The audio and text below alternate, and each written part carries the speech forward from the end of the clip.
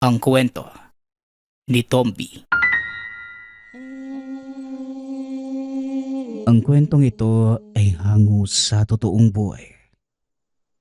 Mula ito sa isa nating tagapakinig.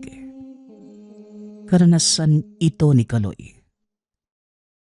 Taong 1988. Probinsya ng Ilocos. Lolo Enteng! Lolo Enteng! Nakakagulo na naman yung mga kapitbahay natin. Kaninang umaga pa nagbabangayan yung dalawang yan oh. Ano ba yung problema nila? Hindi na napapagod sa pag-iingay. Buong sityo na yung nabubulabog. Wika ng batang si Kaloy. Buong sityo na ang napeperwisyo sa walang katapusang bangayan ng dalawang binata. Si Julian at Joaquin. Ilang linggo na ang lumipas. Paulit-ulit nang pinatawag sa barangay. Ngunit hindi pa rin maawat-awat. Hinayaan na lamang dahil parehong ayaw makinig. Tiniis na lang ng mga kapitbahay. Ay nako, pareho kasing mapagbataas. Ayaw magpakumbaba. Kaya yan, simple lang naman yung ugat ng pag-aaway. Pero ito, pinalaki ng pinalaki. Wika ni Lolo Enteng. Lolo, kung simple lang naman po pala yung dahilan ng away nila, bakit kailangan pang palakihin? Ayos lang sana kung sila lang yung napeperwisyo. Pati tayong mga kapitbahay nila, nabubulabog na. Tungkol saan po ba yung pinag-aawayan nila? Ano pa ba? Nagpapayabangan. Nagpaparamihan na naman ng matutugis na aswang. Naaalala mo ba yung huling aswang na napagawi dito sa lugar? Yung gabunan na halos mapatay yung buong pamilya ni paring Simon. Si Joaquin yung tumugis. Pero nangelam itong si Julian. Gusto lang naman sanang tumulong. Kaso iba ang pagkakaintindi. Yun lang naman yung dahilan ng pag-aaway nila. Anak ng kawayan. Yun lang po pala. Diyos ko naman. Pati ganyang bagay pinag-aawayan pa. Pasalamat na lang sana kasi na may tumulong para mapuksa yung nilalang. Ito talagang si Kuya Joaquin kasi. Hindi marunong umintindi ng sitwasyon. Yan yung problema sa kanya Kaya nga apo, dumistansya na muna ako sa kanilang dalawa.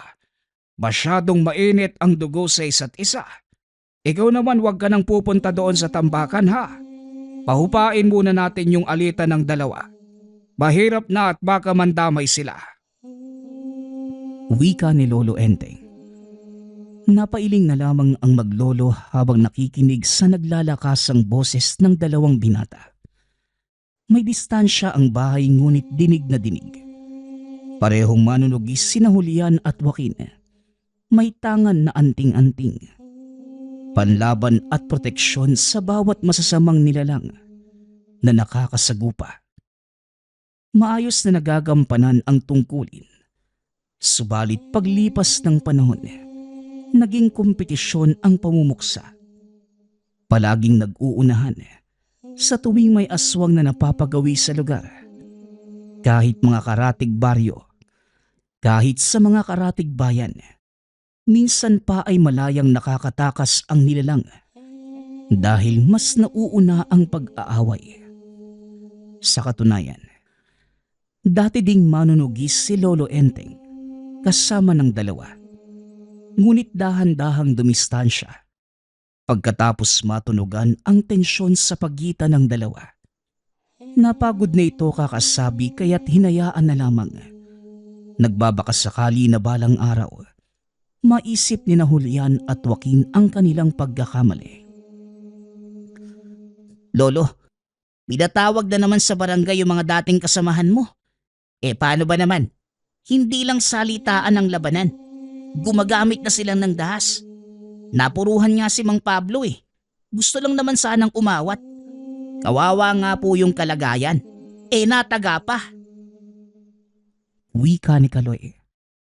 Kagad namang tinigil ni Lolo Enteng ang pagbabasa ng pahayagan nang madinig ang sinabi ng apo. Kumusta naman si paring Pablo? Nadala na ba sa pagamutan? Diyos mio, talagang dalawang to. Tanong ni Lolo Enteng. Opo, naroon na sa tahanan ni Aling Asunsyon. Hindi naman malala yung sugat dahil mapurol yung ginamit na itak. Pero 2 beses natamaan eh. Sa braso saka sa balikat. Naagapan naman po kaagad. Tugon ni Kaloy. Nakahinga ng maluwag si Lolo Enteng. Nagpasama ito sa apo papunta sa kabilang bahay upang malaman ang kalagayan ni Mang Pablo. Maayos na ang kalagayan nito pagdating niya. Hindi naman kalaliman ang natamong sugat. Ay nako, ano bang nangyayari sa mga kasamahan mo pare? Dati masaya naman silang dalawa na namumuksa ng mga masasamang loob. Pero biglang nagkagulo. Ano ba talaga ang problema ng mga yun pare? Tanong ni Mang Pablo. Problemang personal pare. Pati nga ako hindi ko na alam kung paano silang pagbabatiin. Hindi nakikinig. Kahit si Kapitan nga binabaliwala. Aasahan ko na lang talaga na balang araw magkaayos ang mga yan. Sana nga lang. Tugon ni Lolo Enteng. Baka naman mamayang gabi. Mag-uunahan na naman sila sa pagtugis ng aswang doon sa kabilang bayan. Inatake noong nakaraang gabi yung nangyaring sayawa. Walang namatay pero may iilang sugatan. Hindi malinaw yung detalye ng mga biktima. Kasi lasing noong sinalakay. Nagawa naman nilang makaligtas. Pero maraming kalmot sa katawan. Yan nga din yung sinabi ng apo kong si Kaloy. Wala din namang nakakaalam kung anong klaseng aswang ang sumalakay. Hindi natin alam kung kailan pa ulit magpapakita. Mas mainam siguro kung ikaw na lamang ang pumuksa sa aswang na yon. Kasi kung makakaabot sa 2 mong kasamahan, malamang sa malamang mag-uunahan na naman. Baka sa halip na matugis yung nilalang, makawala pa. Mungkahi ni Mang Pablo. Napatango naman si Lolo Enteng habang iniisip ang sinabi nito. Magmula noong naging mas aktibo sina Julian at Joaquin sa panunugis, wala nang natira sa kanya. Palaging nauunahan kaya nakikiramdam na lamang sa kinalalabasan. Hindi natin masasabi yan. Kasi sa tingin ko, sa mga oras na ito alam na ng dalawang yon. Wika ni Lolo Enteng. Napabuntong hininga na lamang. Hindi nagtagal, nagpaalam na at saka umuwi. Pagkarating sa tahanan, naabutan ang apo na nakikinig sa usapan ng mga kapitbahay. Dali-dali niya itong tinawag upang sawayin. Ikaw bata ka, sa tuwing uuwi ako galing lakad, naaabutan kitang nakikinig sa usap-usapan. Kalalaki mong tao pero ganyan yung pag-uugali mo. Wika ni Lolo Enteng. Lolo, makabuluhan naman po yung pinapakinggan ko . Alam niyo po ba na muling sumalakay kanina yung aswang? Tirik na tirik pa yung araw, pero umaatake na. Hindi lang nagtagumpay kasi alisto yung padre de pamilya . Kaya ayun, naitaboy kagad. Tugon ni Kaloy. Meron na naman uli. Hindi pa nga tapos yung usapan doon sa sayawan ng kabilang bayan. Tapos meron na naman. Pambihira, mukhang panahon na nga yata ng aswang ngayon. Sunod-sunod na yung kanilang mga pag-atake. Tugon ni Lolo Enteng. Yun na nga po lolo. At meron pa tayong isang problema. Yung 2 mong kasamahan, parehong nagbabalak na tugisin yung nasabing aswang. Ayun, nagbangayan na naman. Wika ni Kaloy. Kung saan makikita ang 2 binatang si Joaquin at Julian na nag-aaway. Ikaw ka mo ang tumigil. Ako yung naunang nakaisip na tugisin yung aswang . Tapos ikaw to makikisawsaw. Wika ni Julian. Talaga ba? Binabaliktad mo pa yung sitwasyon. Ikaw nga tong nakikisawsaw . Inaabangan mo kung ano yung plano ko, tapos mangingialam ka. Tugon ni Joaquin. Magsitigil nga kayong dalawa. Hindi na kayo nahiya sa mga kapitbahay. Para kayo mga bata na nag-aaway. Julian, Joaquin, ano ba ang nangyayari sa inyong dalawa? Hindi ko na kayo maintindihan na. Puro kayo paunahan. Para saan ba? Sa tingin nyo ba natutuwa ang tangan nyo sa ginagawang to?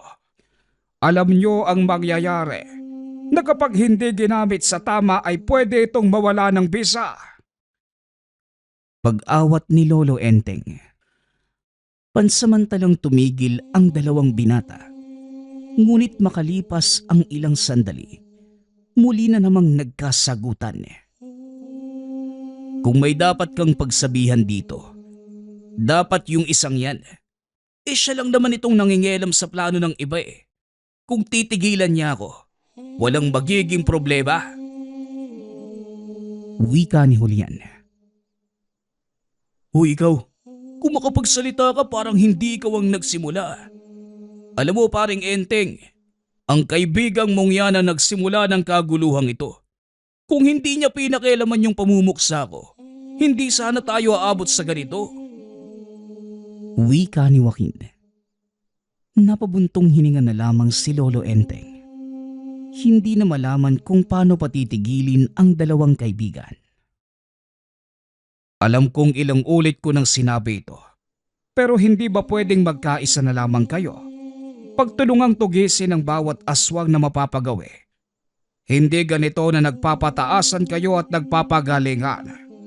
Walang puwang sa tungkulin natin bilang mga manunugis ang ganyang ugali. Kaya pakiusap lang sa inyong dalawa. Bago pa mahuli ang lahat, itigil na ninyo. Wika ni Lolo Enteng. Ngunit hindi na sumagot sina Julian at Joaquin. Umiwas na lamang ng tingin ng dalawa. O ano, hindi kayo makaimik dahil hindi nyo naman magawa ang sinabi ko. Ay nako, tumatanda na kayong dalawa. Baka naman pwedeng ibalik yung dati kung saan nagkakasundo sa lahat ng bagay. Habang lumilipas yung panahon palabo rin ng palabo yung pagiging magkaibigan natin. Dahil lang dyan sa walang kwenta nyong alitan. Dagdag ni Lolo Enteng. Nang hindi pa rin mapakiusapan sina Julian at Joaquin, umuwi na lamang ang matanda. Siya na mismo ang naawa sa sarili dahil hindi naman pinapakinggan. Parang silang plaka lang kayo roon, Lolo no? Parang silang plaka lang kayo roon, Lolo Ang sabi naman sa inyo, hayaan mo na yung dalawang yun. Kahit ano naman yung sabihin nyo, hindi sila nakikinig. Nagsasayang lang kayo ng laway Wika ni Kaloy. Sa totoo lang, nakakapagod na ang dalawang yon. Pero hindi ko maaatim na hayaan lamang sila. Kahit paulit-ulit ako, ayos lang. Baka sakaling darating ang panahon na maiintindihan nila ang aking pinupunto. Siya nga pala, galing ka na naman sa kapitbahay May nasagap ka bang balita? Ang tsismoso mo talagang bata ka. Lalaki ka pa naman. Tugon ni Lolo Enteng. Aba oo naman, Lolo. Hindi to sa pagiging tsismoso Lolo, isipin mo na lang. Naparaan ko to para malaman yung nangyayari sa paligid. Lalo na sa usaping aswang. Maya-maya, maglilibot si Mang Pablo. May nagsabi na nakarating na sa sityo natin yung aswang. May nakita raw kasing kahina-hinalang babae. Ayun, susubukan nilang magbantay. Si paring Pablo, hindi pa nga lubusang gumagaling yung sugat Ano ka mo? May nakitang kahina-hinala rito sa atin. Paano naman kaduda-duda aber? Baka nakakalimutan nila na dyan din sila nagkamali noon. Naalala mo ba yung taong naligaw noong araw? Hinabol at binugbog sa pag-aakalang aswang. Hindi naman. Sino ang nagsabi niyan? Tanong ni Lolo Enteng. Si Yan po. Nakita niya po yung taong yung kagabi. Sa kanina, naglilibot daw sa lugar. Tapos, patingin-tingin sa mga kabahayan. May kinausap din pong bata. Mahigpit nga raw po yung pagkakahawak eh. Tugon ni Kaloy. Ay nako, yan na namang si yan. Hindi ba ganyan din yung sinabi niya dati? Diyos ko, abangan mo sila ha. Sasama ako para makasigurado. Babaya magkamali na naman at may inosenteng madamay. Kawawa yung mabubugbog ng dahil lang sa maling akala. Wika ni Lolo Enteng. Sinabihan naman ni Kaloy si Mang Pablo na sasama si Lolo Enteng sa binabalak na paglilibot. Pagsapit ng gabi, sinimulan nila ang pagbabantay sa paligid. Tumigil pagkatapos ng ilang ikot dahil walang napansin. Pagod na rin ang karamihan. Paring Pablo, hindi pa lubos ang magaling ang mga sugat mo. Pero eto ka na naman, nakikiisa sa gawaing ito. Nagpahinga ka na lang sana. Marami namang mga tambay ang sumali sa aksyon ngayong gabi. Wika ni Lolo Enteng. Paring Enteng, hindi lang ako matahimik dahil nababahala na rin sa nangyayari sa lugar natin. Alam mo kung paano ko isinumpa ang mga nilalang na yan dati? Noong biniktima nila ang asawa ko. Hindi ba nagtagumpay pero kamuntikan? Isa pa wala kong tiwala kay Julian at Joaquin. Parang hindi na magagawa ng maayos ang kanilang tungkulin dahil sa pangayan nilang hindi matigil-tigil. Tugon ni Mang Pablo. Ay nako, si Joaquin lang naman yung nagmamagaling eh. Ayaw matanggap na mas mahusay ako kaysa sa kanya. Kaya nakikisapaw para mabahagian ng tagumpay. Kung hindi siya nangyalam, wala namang problema eh. Wika ni Julian nakakarating lamang. Ay nako, yan ka na naman Julian. Kung nandito lang si Joaquin, ganyan din yung sasabihin niya sa'yo. Ikaw ang sisisihin. Wala nang katapusang pag-aaway ninyo. Hindi ba kayo nahihiya sa mga tao? Para kayong tumatanda ng paurong. Marami na ang nagkakaproblema sa inyo. Dinamay niyo pa yung mga tanga na meron kayo. Isa na rin niyang pagwawalang hiya. Wika ni Lolo Enteng. Mang Enteng, wag mo akong pagsabihan mo dahil si Joaquin naman talaga yung pinakaugat nitong nangyayari. Siya ang may gusto ng gulo. Kung gusto niyang tumigil to, tigilan na niya ako kamo. Tugon ni Julian. Dumiretso ito sa paglalakad. Hindi man lamang nagpaalam.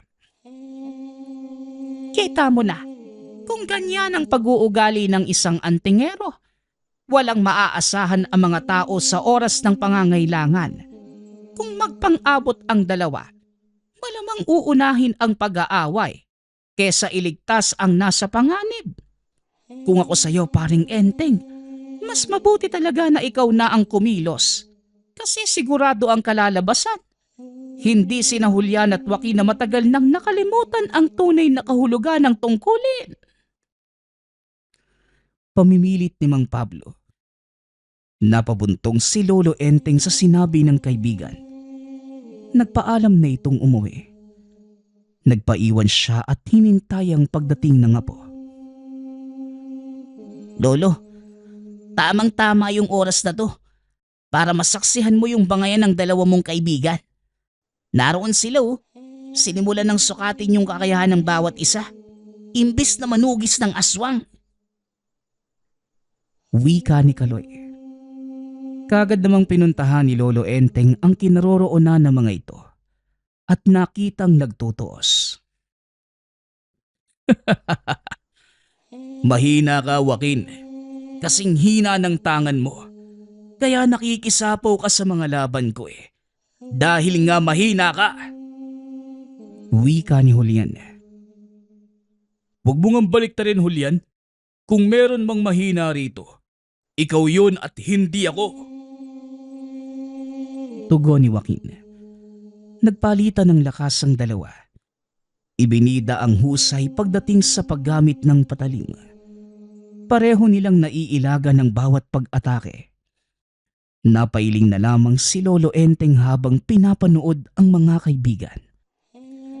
Nang hindi na makayanan ang nakikita, siya na mismo ang kumilos. Sinabuyan niya ng dalang langis ang dalawa. Sinabayan na rin ng dasal habang napapatanda ng krus. Mang Enteng, ano bang ginagawa mo? Ha? Bakit mo kami sinabuyan ng langis? Anong akala mo sa amin? Aswang? Diretsahang tanong ni Julian. Alam niyong kayong dalawa, mas masahol pa kayo kesa sa aswang. Ang inaasta niyo ngayon ay mas halimaw pa kesa sa nilalang na tinutugis natin. Mas makatarungan pa siguro ang kilos ng aswang dahil likas sa kanila yon. Pero ang ipinapakita niyo ngayon, yan ba ang gawain ng isang taong nanumpa sa lihim na karunungan? Sige nga, sabihin niyo sa akin ngayon kung ano ang dahilan, kung bakit kayo nagkaroon ng tangan. Pinili ng kalikasan para maging tagapagtanggol, pero kayo mismo ang nagpapatayan. Puntiryan niyo pa ang isa't isa.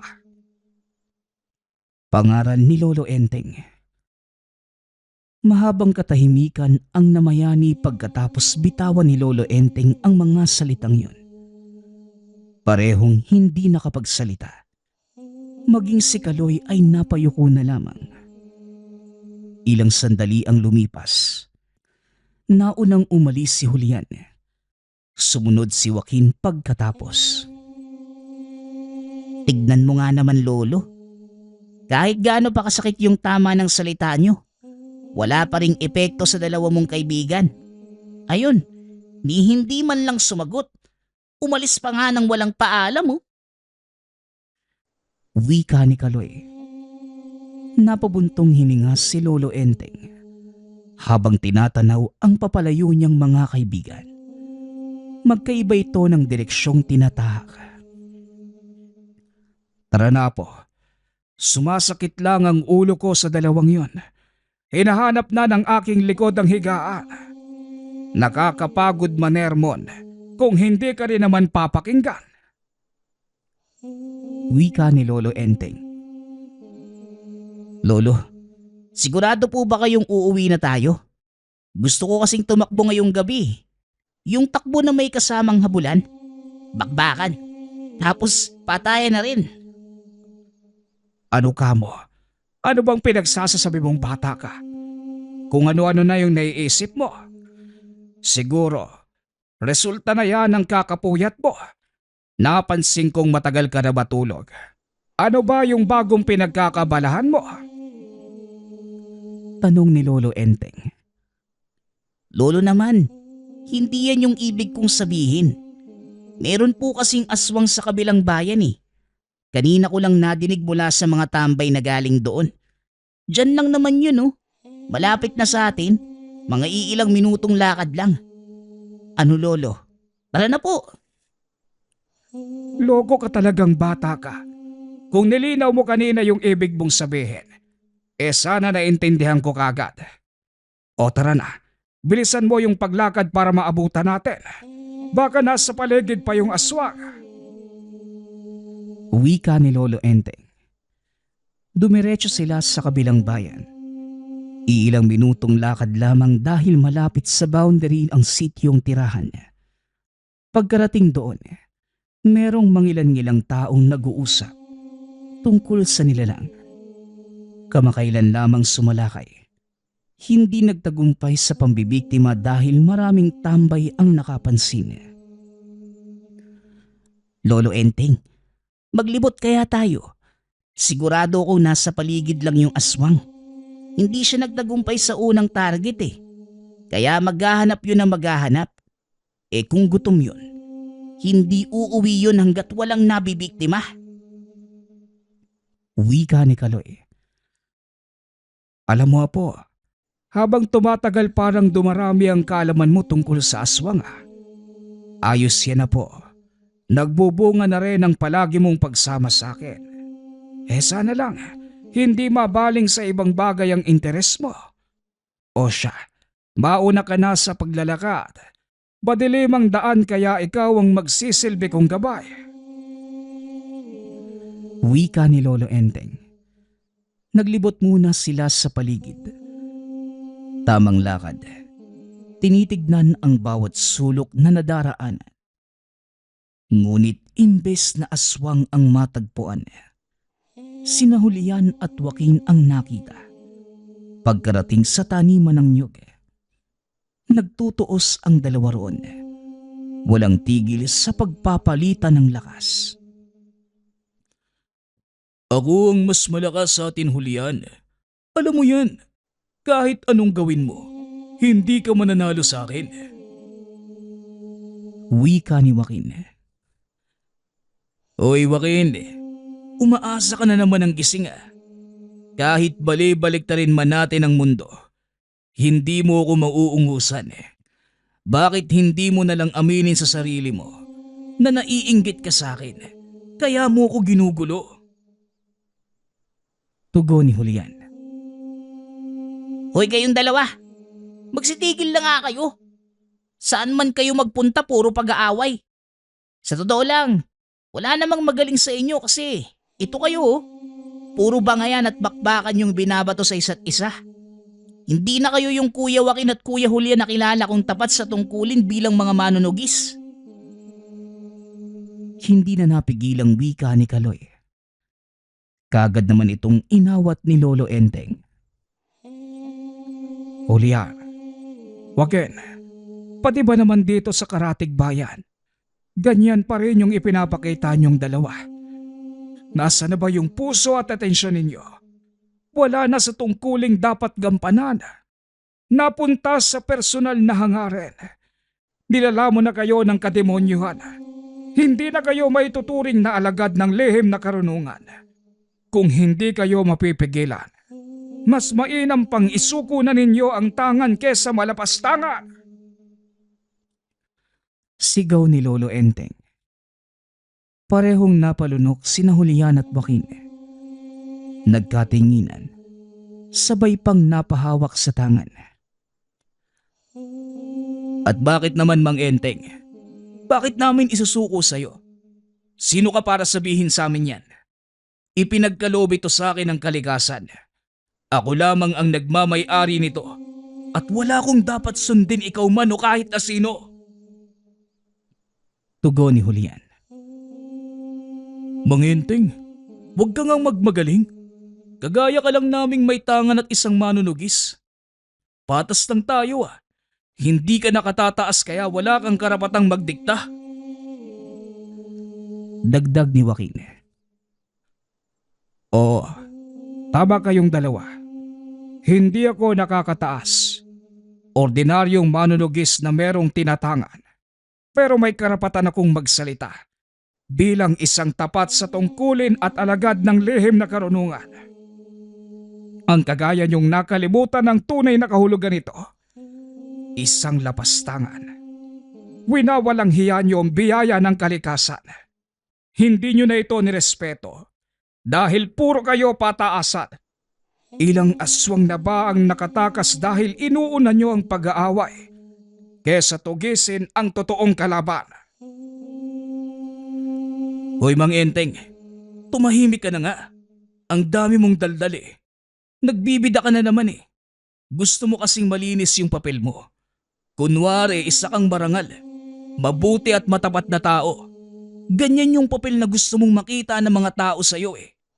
Pero ang totoo, ano na nga bang nagawa mo para sa lugar natin? Tanong ni Julian. Hoy Kuya Julian, huwag mong sigawan ng lolo ko. Malaki ang respeto ko sa nakakatanda.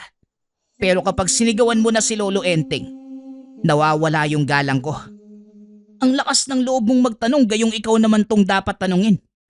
Ano nga ba yung nagawa nyo maliban sa pag-aaway?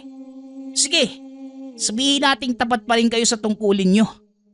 Sige, patunayan nyo ngayon.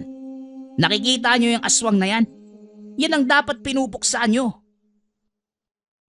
Wika ni Kaloy, sabay turo sa aswang na nasa unahan. Sa haba ng drama nyo sa buhay, pati aswang nagkaka-interes ng manood. Ano? Magtitinginan na lang ba tayo? Patatakasin nyo na naman yata eh. Dagdag ni Kaloy. Kagad namang kumilos sina Julian at Joaquin para mahuli ang aswang. Pareho silang tumugis ngunit mapapansin ang pakikipagkompetensya. Ikaw talaga, Kaloy. Gumawa ka na naman ng paraan para magkasagaran ng pasensya yung dalawa. Tabi, tutulong na ako. Mamaya makawala pa yung aswang na yan eh. Wika ni Lolo Enteng. Lolo, wag na po. Hayaan mo yung dalawa na tumugis para makita natin kung alam pa ba nila yung kanilang tungkulin. Re-resback naman tayo kung tatagilid na eh. Sila na muna yung hayaan natin. Wika ni Kaloy. Naintindihan ni Lolo Enteng ang punto ng apo. Sang-ayon siya rito. Kaya pinanood na lamang ang nangyayari sa harapan. Halos magkasabay ang bawat pag-atake ni Julian at Joaquin. Mabibilis ang kilos. Tumatama ang mga hawak na patalim. Ngunit nang sandaling makabawi ang nilalang, nasugatan sila at bumagsak sa lupa. Parehong nagulat nang tumalab ang kuko ng aswang sa kanilang balat. Habang si Lolo Enteng at Kaloy naman, sa kabilang banda, hindi makapaniwala sa nasaksihan. Ang dalawang antingero, nakahandusay sa lupa at duguan. Kaloy, lapitan mo sina Julian at Joaquin. Ako nang bahala sa nilalang. Sinasabi ko na nga ba eh, darating din ang araw na ito. Wika ni Lolo Enteng. Hinarap na matanda ang aswang na kamuntikan ng makatakas. Mabuti at naabutan niya. Tinaga niya ng tinaga. Hindi hinayaang makabawi. Lumipas ang ilang sandali ay bumulagta na ito. Gumulong ang ulo matapos mapugot. Oh, ito na yung resulta sa walang kwenta niyong pag-aaway. Ilang beses na kayong pinagsabihan. Pero baliwala lang kasi. Kampanteng-kampante kayo eh. Ano kayo ngayon? Aaray-aray na lang.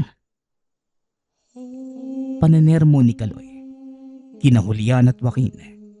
Hindi na lamang dinagdagan pa ni Lolo Enteng. Dahil parehong umiinda ng sugat. Pansamantala niyang inagapan. Pagkatapos mailigpit ang bangkay ng nilalang, inakay ng maglolo pauwi ang dalawang binata. Ilang araw ang lumipas. Bumalik ang katahimikan ng lugar. Hindi dahil wala lang nagpaparamdam na aswang, kundi tumigil na rin sa wakas ang bangayan ni Julian at Joaquin. Pareho na silang natuto sa mga nangyari. Oh, wag niyo kong mabigyan ng ganyang muka. Nagsisisi kayo dahil sinukuan na kayo ng sarili niyong tangan ano? Aba, wag kayong malungkot. Kayo naman yung gumawa ng dahilan eh. Kung isinantabi niyo yung ganong pag-uugali, hindi sana tayo umabot sa ganitong sitwasyon. Kaso, ang titigas ng bungo niyo. Pagdusahan niyo ang parusang ipinataw ng kalikasan. Pangaral ni Lolo Enteng. Napakamot na lamang sa ulo si Julian at Joaquin. Ni hindi sila makatingin sa mata ng matanda. Hindi man aminin sa salita. Mababakas sa kilos ng mga ito ang labis na pagsisisi. Hinayaan na lamang muna ni Lolo Enteng na makapag-isip-isip ang dalawa. Alam mo Lolo, may natutunan ako sa nangyari no? Kailangan talagang respetuhin at gamitin sa kabutihan yung ipinagkaloob na tangan. Tignan nyo yung dalawang yon. Nagmumukmok na lamang sa sulok. Nakakaawa pero kailangan din nilang maturuan ng leksyon eh. Sagrado yung bagay na kanilang nilapastangan. Sa kabila ng lahat, dapat talaga maging tapat sa tungkulin. Para saan pa yung sinumpaan kung babalik ko sa huli? Ay nako. Wika ni Kaloy. Oo apo, tama ka. Kaya kung sakaling pagkalooban ka rin ng kalikasan, palagi mong bibit-bitin bilang aral ang pangyayaring ito. Walang pagdadalawang isip ang tangan sa pagpili ng taong nais maging katuwang sa tungkulin. Pero hindi rin ito manghihinayang na bawiin ang bisa kung hindi na tapat ang napili. Hindi ito laro-laro lang at seryosong gampanin.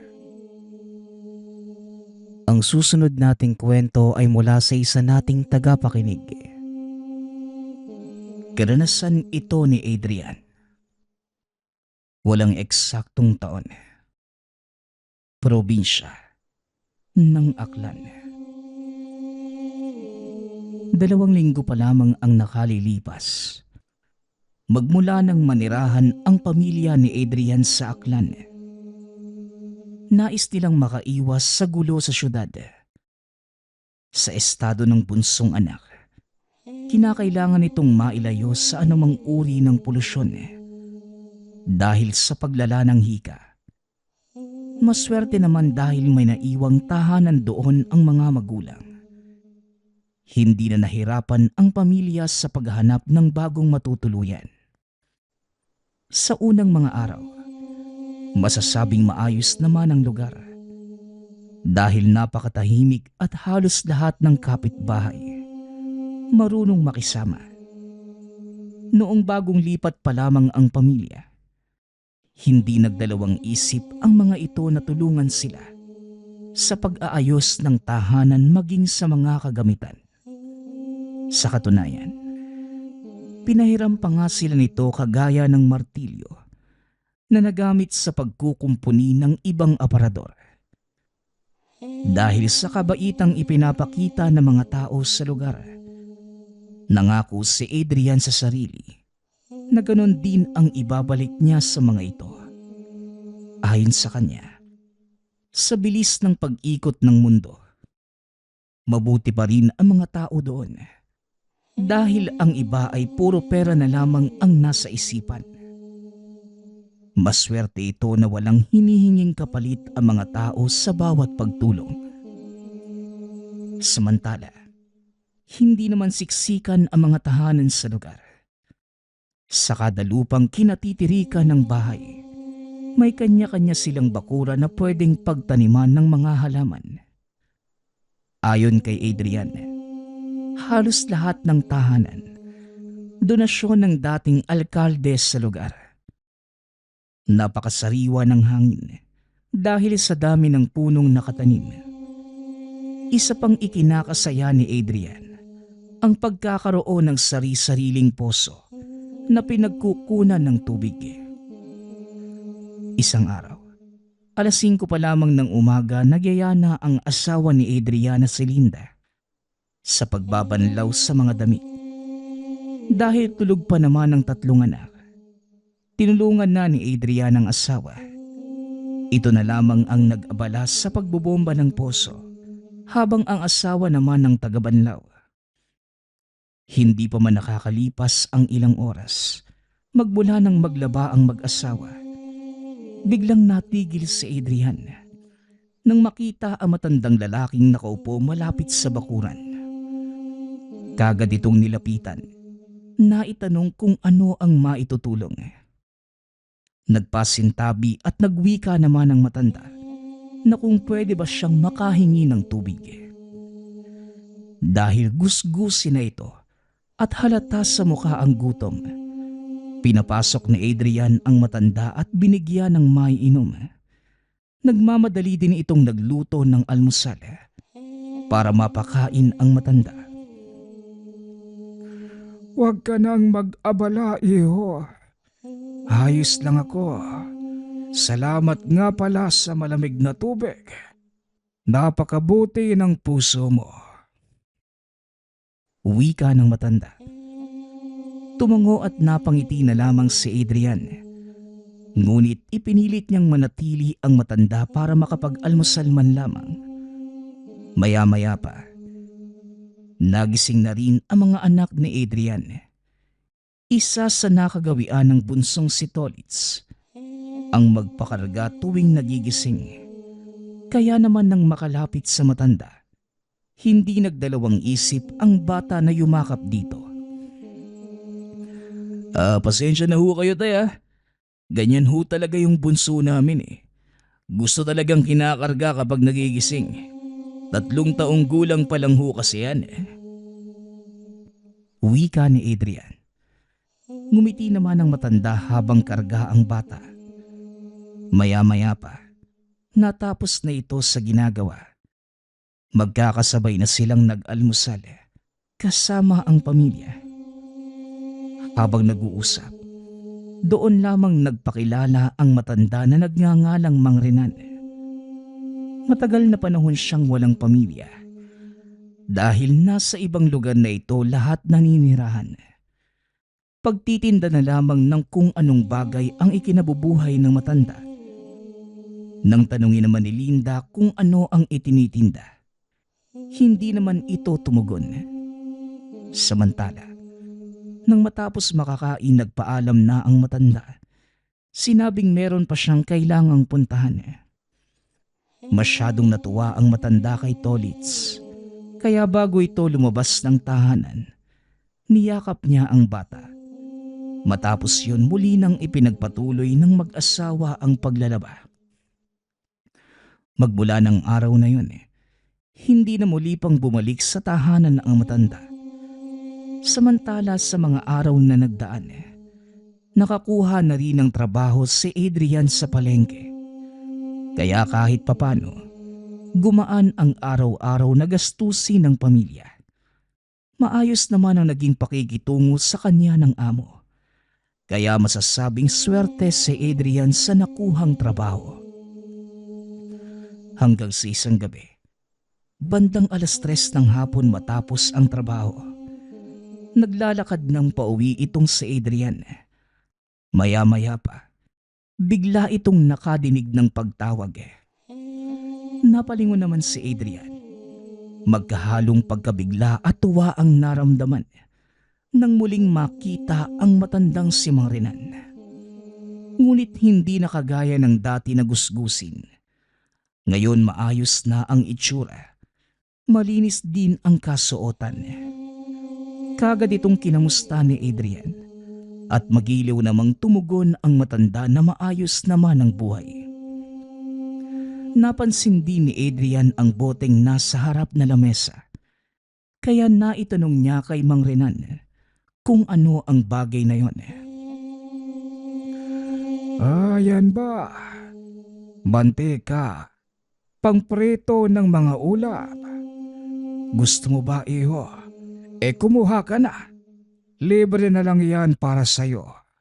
Sinisigurado kong masarap yan para dyan sa dala mong isda. Wika ni Mang Renan. Dahil sa sinabi ng matanda, kagad namang kumuha si Adrian. Hindi na rin nagtagal pa at nagpaalam na ito sa matanda dahil malayo pa ang lalakarin. Pagkarating sa tahanan, nang maiabot na ni Adrian sa asawa ang dalang isda at mantika, napatanong naman ito kung saan nabili. Iba ang kulay nito sa normal na nabibili sa palengke. Imbis na dilaw, medyo kulay berde ang mantika na tila may hahawig sa lumot. Dahil sa sinabi ng asawa, saka lamang napansin ni Adrian ang pinagkaiba. Ngunit ipinaluto pa rin niya ang isda gamit ang ibinigay na mantika. Ayon kay Adrian, malaki naman ang tiwala niya sa matanda. Baka sariling gawa ito ni Mang Renan, kaya kakaiba ang kulay. Samantala nang matapos naman sa paghahanda ang asawa, diretso nang naghapunan ang pamilya. Ganadong ganado si Tolit sa pagkain ng gabing yun. Sa katunayan, marami itong nakain na isda. Matapos yon ay wala namang kakaiba pang naganap sa pamilya. Akmang matutulog na sana ang mag-ina, bigla na lamang umiyak ng napakalakas ang anak na si Tolits. Hindi naman malaman ni Adrian ang gagawin. Ngunit ilang minuto lang bigla namang natigil sa pag-iyak ang bata. Dahil wala namang kakaiba kay Tolits at hindi na din ito nilalagnat, pinagsawalang bahala na lamang ng mag-asawa ang pag-iyak ng bata. Maya-maya pa, mga bandang 3:00 na madaling araw, bigla na lang nagising ang mag-asawa nang muli na namang umiyak ang bunsong anak. Sa pagkakataong ito, nang naitapat ni Adrian ang bata sa ilaw, nakita niyang maputla na ang mukha nito. Tila wala ng dugo at patuloy sa paghahabol ng hininga. Dahil walang naitabing gamot na mga panahong yun, minabuti na ni Adrian na itakbo ito sa pinakamalapit na albularyo sa lugar. Kahit alanganin ng oras, hindi na nagdalawang isip pa na lumabas ng tahanan. Pakiramdam nila anumang oras malalagutan na ito ng hininga. Mabuti na lang, dahil kakilala ni Adrian ang manggagamot, kaya madali siyang nakapunta sa tahanan nito. Samantala, naabutan naman ng mag-asawa na abala ang albularyo na mga panahong yun sa pagdarasal sa altar. Kaagad namang nagpasintabi si Adrian at hindi na nagdalawang isip pa ang albularyong papasukin ang mga ito. Nang maitabi ang bata sa albularyo, kaagad namang hinawakan ng matanda ang palad nito. Hindi talaga paaawat ang nilalang na yon. Ito na nga bang sinasabi ko sa mga bagong salta dito sa lugar? Hindi kayo nabalaan patungkol sa mga pagala-galang may sakaliwanan ng bibiktima. Ang batang ito, napuno ng mantika ang buong katawan. Yun mismo ang dahilan sa pagkaubos ng dugo niya. Wika ng albularyo. Kagad namang pinahiga ng manggagamot ang bata at sinagawa ang ritual. Meron itong pinahid sa dibdib ng bata para hindi ito gumalaw. Inilabas na rin na matanda ang bote ng itim na mantika at sapilitang ipinainom kay Tolits. Ilang segundo lang matapos na malunok, kagad namang sumuka ang bata. Kasabay nito ang biglaang pagkawala ng malay. Halata sa mukha ng manggagamot na maging ito. Nag-aalala kaya hindi maiwasan ni Adrian na mapatanong. Pasensya na, iyo. Mukhang hindi na kinaya ng anak mo. Tuluyan ang naubos ang dugo sa katawan niya. Nasipsip na ng nilalang. Kaya pasensya na. Wika ng albularyo. Hindi pa man natatapos sa pagsasalita ang matanda, itinakbo na ni Adrian papalayo ang bata. Ayon sa kanya, itatakbo na lamang niya ito sa pinakamalapit na ospital. Ngunit kagaya ng sinabi na matandang albularyo, ganon din ang pahayag ng doktor. Wala na itong buhay dahil naubusan na ng dugo sa katawan. Maging ang mga doktor nagtataka sa sinapit ng bata. Lalo pat wala namang natamong sugat si Tolits. Wala nang nagawa ang pamilya, kundi iuwi na lamang ang bangkay ng anak. Napakalungkot ng sinapit ng pamilya. Pero wala namang ibang pagpipilian, kundi tanggapin at mailibing ang bangkay ng bata. Halos 1 linggo ding naging abala ang mga ito.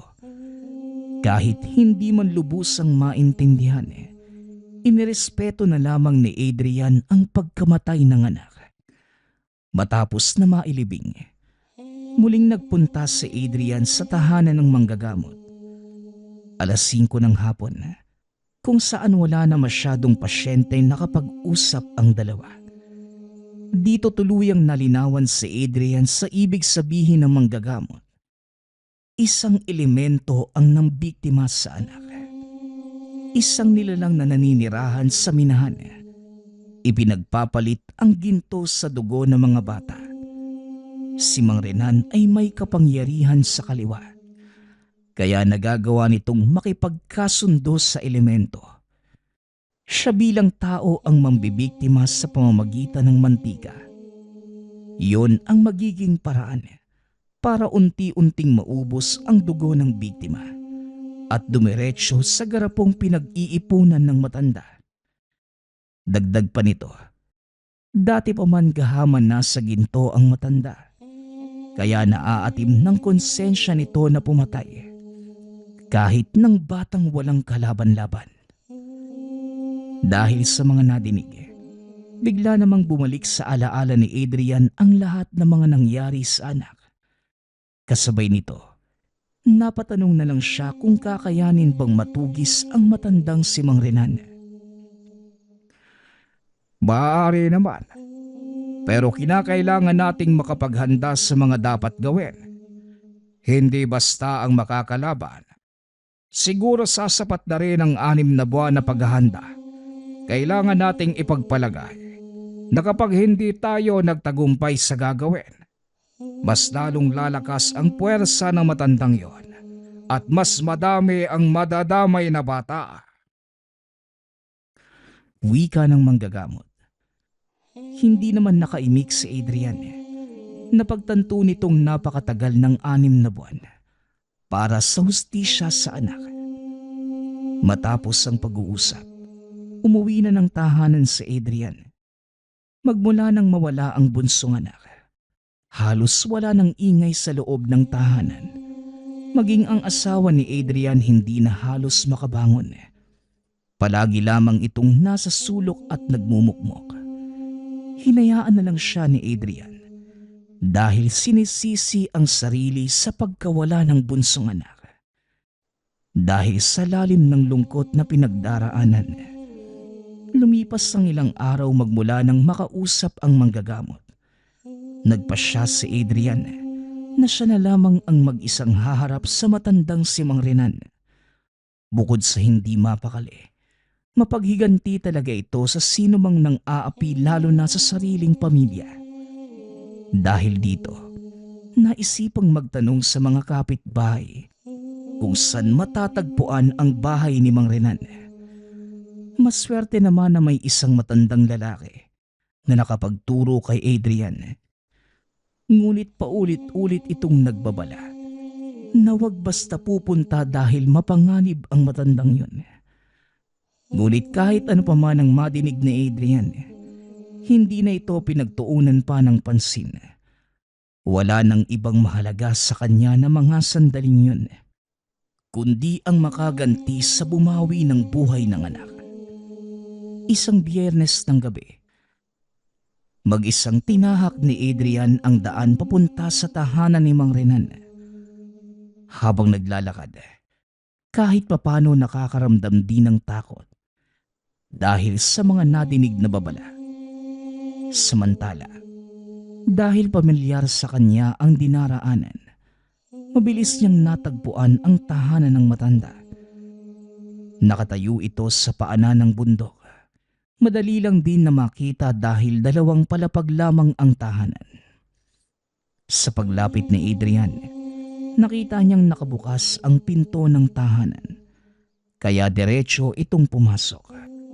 Ngunit nang makita ang matanda, dahan-dahan itong naglakad. Napansin itong taimtim na nagdarasal ang matanda sa isang sulok. Kaharap ang isang garapang puno ng mga dugo. Nang magawi naman ang tingin ni Adrian sa bandang likod ng garapa, nasilayan ang mga nakaimbak na ginto. Samut-sari ang klase. May mga kwintas, ngunit karamihan sa mga ito ay mangkok na ginto. Samantala, hindi naman nagtagal na tapos na sa ginagawa ang matanda. Sa pagharap nito kay Adrian, bigla itong tumawa ng napakalakas.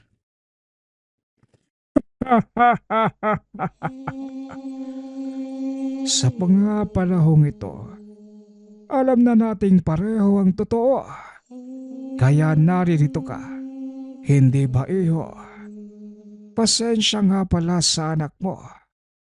Pero mas mahalaga lang ang ginto kesa sa mga pasler na wala namang maitutulong. Wika ni Mang Renan. Dahil sa nadinig, biglang nandilim ang paningin ni Adrian.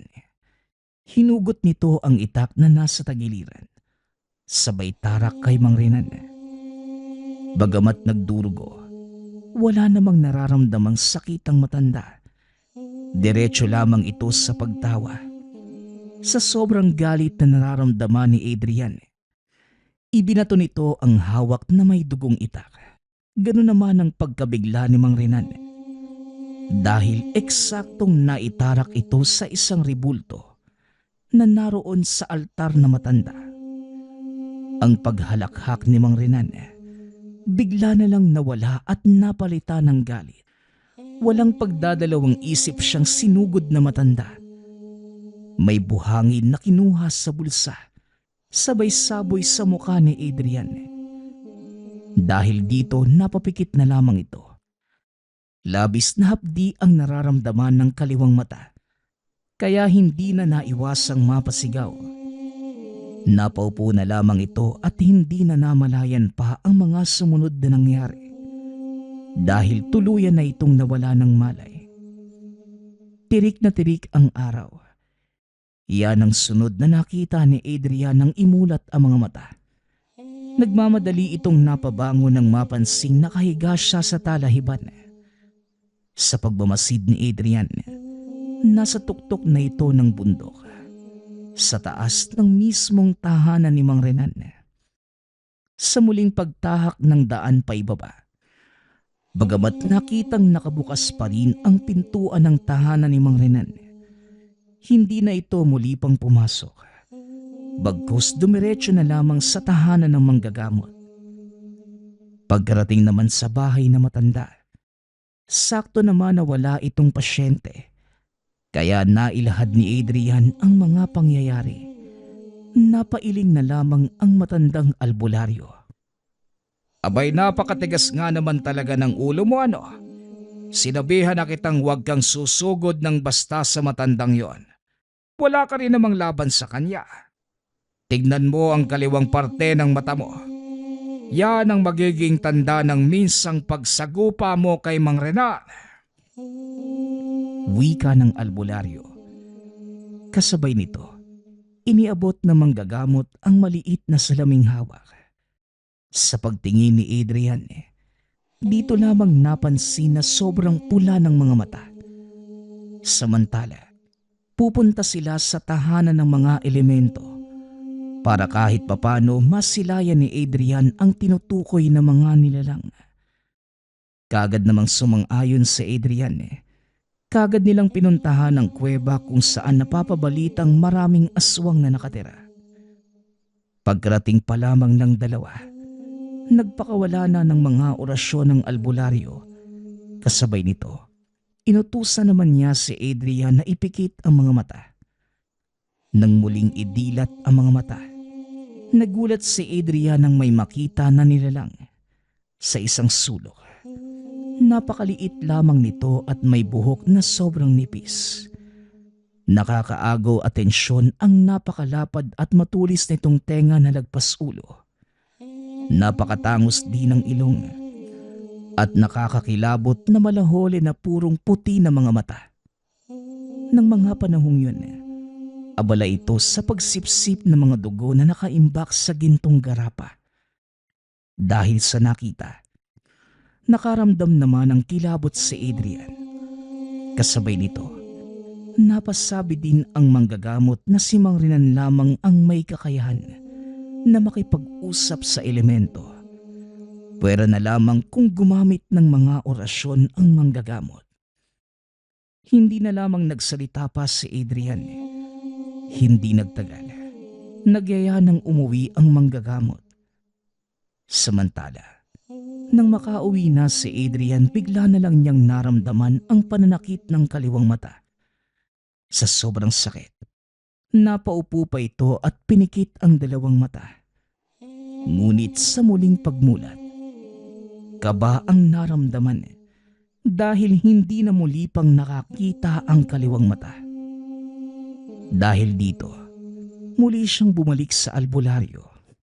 Ngunit ayon sa manggagamot, ito ang ganti ni Mang Renan sa pagtarak ng itak sa sinasambang ribulto. Tanging ang matanda lamang ang makakapagtanggal dahil selyado ang parusa. Hindi na ipinagpilitan pa ni Adrian na magamot yon. Ayon sa kanya, titiisin na lamang yon kesa muling lumapit sa matanda. Magmula ng araw na yon, hindi na muli pang nakakita ang kaliwang mata ni Adrian. Dahil sa mga nangyari, nagpa siya ang pamilyang lisanin na ang lugar.